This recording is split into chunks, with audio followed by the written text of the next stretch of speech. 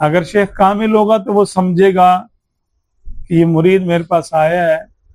اللہ کی طلب میں آیا ہے، اس کی منزل میں نہیں ہوں،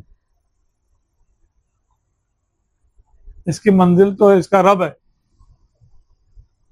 تو یہ رب کی امانت ہے، مجھے رب تک پہنچانا ہے اس کو، اس کی جان و مال میرے پاس امانت ہے، تو اس میں خیانت نہیں کرے گا۔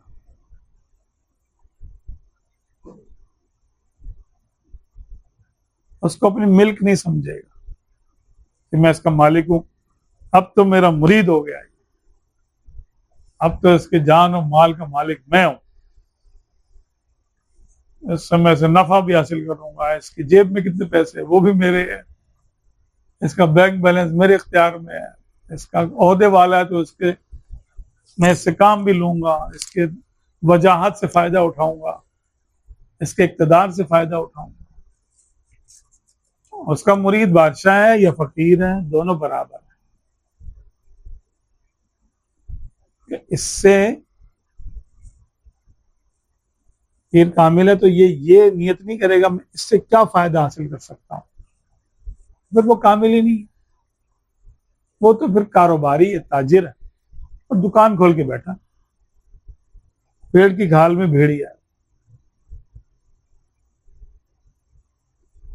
پھر تو بڑا سخت معاملہ ہے کہ دھوکہ دے رہا لوگوں کو، میں تمہیں اللہ تک پہنچاؤں، اور ان کو اپنی ذاتی اغراض کے لیے استعمال کر رہا ہے۔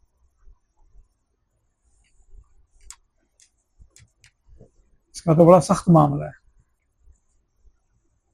اور اس کا حساب بھی بڑا سخت ہے، شدید ہے اس ایسے شخص کا جو اپنے متبعین کو،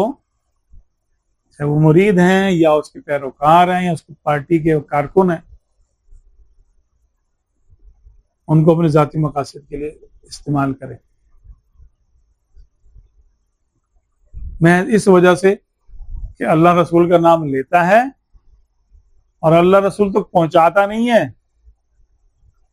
بلکہ نام اللہ اس کے رسول کا لے گا، کام اپنا کرائے گا، نذرانے بھی لے گا ان سے۔